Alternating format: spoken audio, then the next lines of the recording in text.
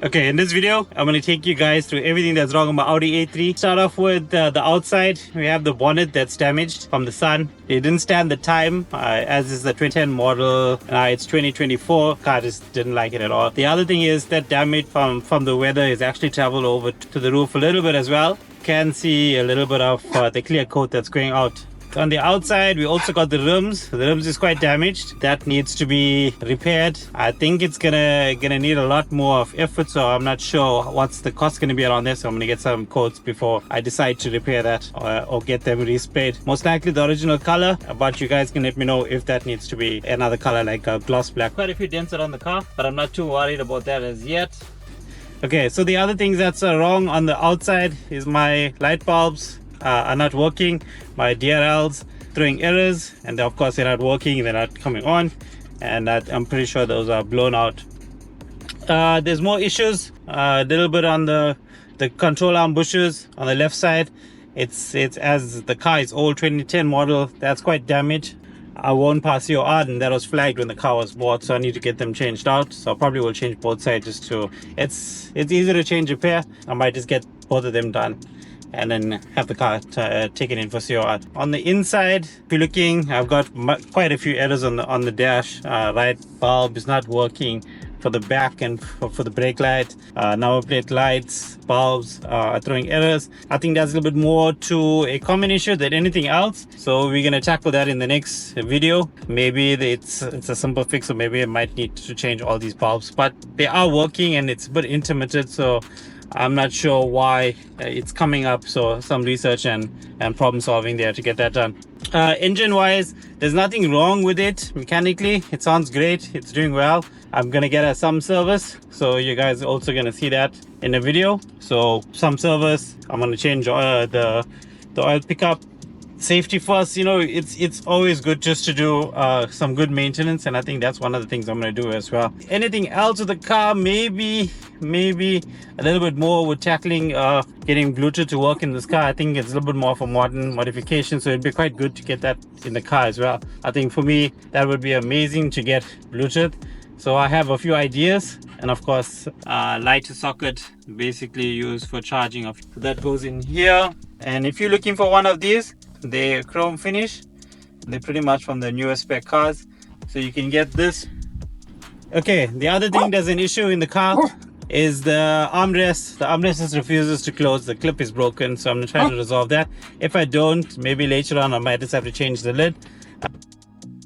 Yep, this clip is broken, so the armrest, so this is the weird part, right? So let's just say I'm gonna use the armrest or put it away and use the center console. Here, pretty much armrest going flying over the top. There's other things that are small that I might just cover up in the car, but like the air vent, that's an issue. It's such a common thing that always breaks on these cars. I need to get that resolved, and then maybe a little bit more tweaks here and there on the car to get it into a condition where I'm quite happy with using it as an everyday car. So yeah, stay tuned for more videos, and let's get into it.